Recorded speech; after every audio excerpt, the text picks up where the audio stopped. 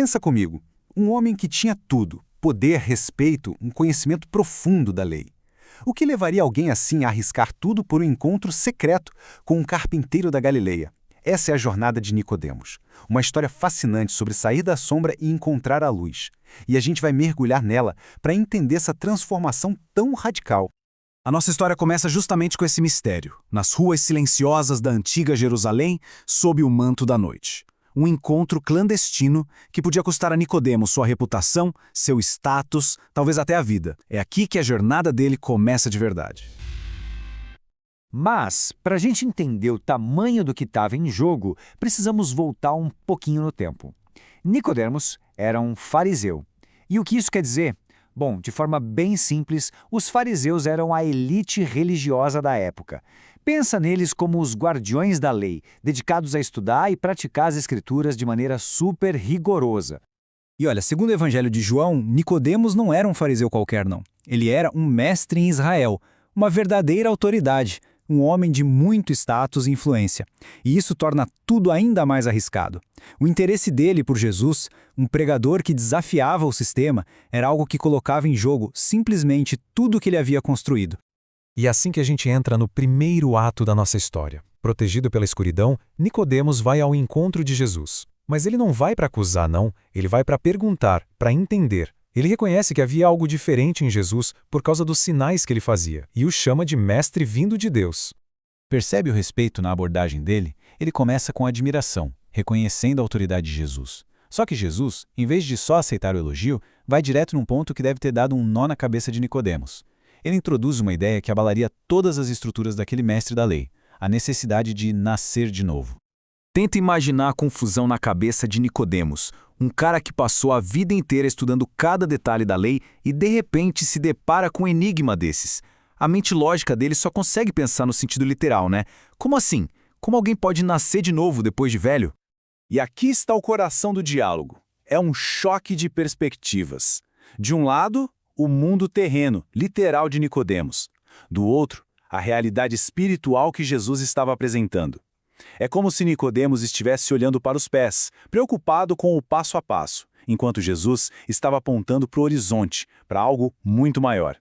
Jesus então explica que esse novo nascimento não é do corpo, mas do espírito. A parte da água já foi interpretada de várias maneiras ao longo da história.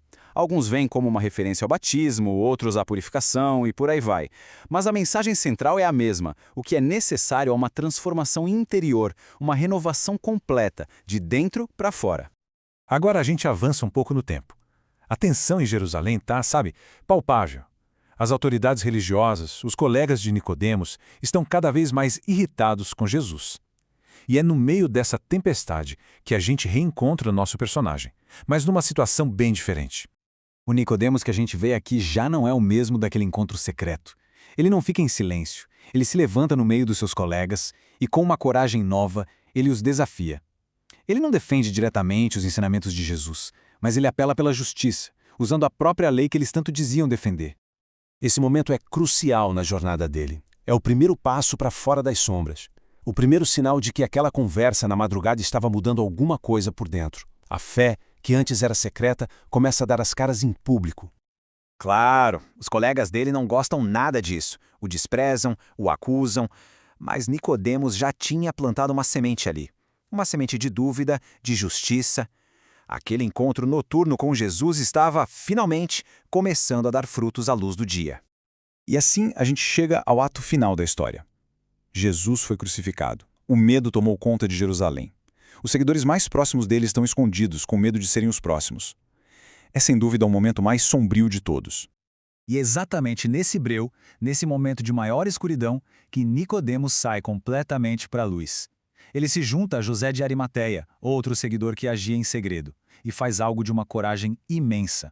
No momento em que todos se escondem, Nicodemos se revela.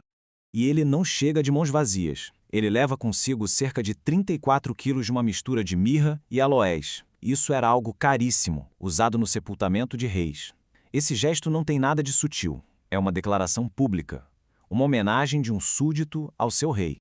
Então vamos recapitular essa jornada. De um encontro secreto, na escuridão da noite, para uma defesa da justiça no meio do conselho, até um ato público de devoção na hora mais perigosa. A jornada de Nicodemos é a de uma transformação completa.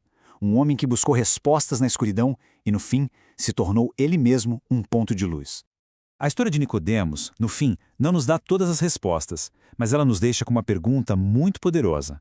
O que é que transforma uma convicção secreta em um ato de coragem pública? É uma pergunta que ecoa através do tempo e que, no fundo, cada um de nós precisa refletir.